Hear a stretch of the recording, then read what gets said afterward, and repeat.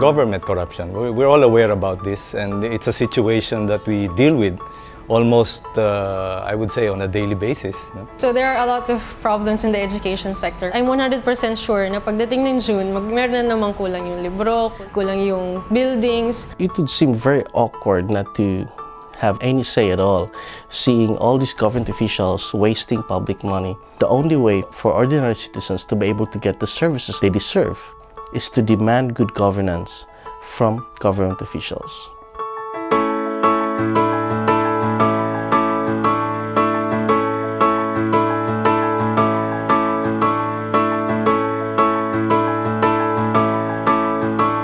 These corruption practices really make me feel frustrated. I really feel that it should not be part of doing business. As a small businessman, you deal with local governments, no? And sometimes they ask for some things, no, before they give a permit. Last year, we have 2 branches in the same city, and one fire department assessed us for about 300 pesos in one branch.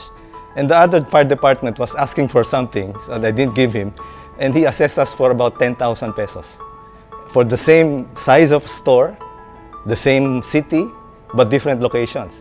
So it's pretty absurd. No? So what I did was, I just paid the 10,000. I never give in to bribes. If I have to pay it, I have to pay it. I am contributing to helping fight corruption in the small way that I can.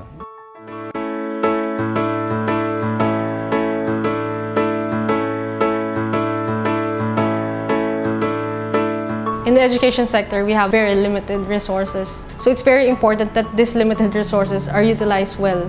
So Check My School, what we do is a combination of that digital technology and the modern people power. So people report issues in our online platforms, and what we try to do is compile them and then forward it to DepEd. We push DepEd to respond. They didn't respond, then we go to the media, but that's the worst case. Well, Check My School is basically working on before corruption happens. So because you have information provided, people, especially those who are planning to do corruption, they will get more conscious because you get information. So somehow it's easier for the people to trace if there's something going on which is not right.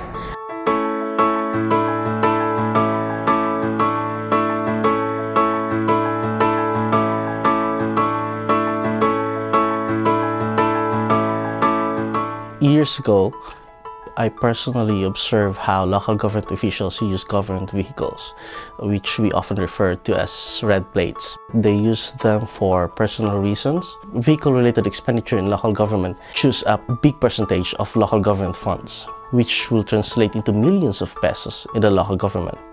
And for a small city, this means a lot of money. So for ordinary citizens, Bantay Red Plate is a way of asking government officials to pour in more money for social services. And these volunteer monitors monitor specific vehicles that were used by government officials in prohibited areas. And then once they are verified, we file a complaint and push for the immediate resolution of the problem. So we get officials who were fired, suspended. We also make a lot of enemies as well. Corruption is like an ember. If you fan it, it will grow hotter. No? So the way to fight it is not to be part of fanning the ember. It's actually easier to keep calm and just don't do anything. But being a young person, you get to tell yourself, no, I don't want this world to be the same world that my children will live in. Sooner or later, we need to have a story to tell to our kids that we have done something good for this country.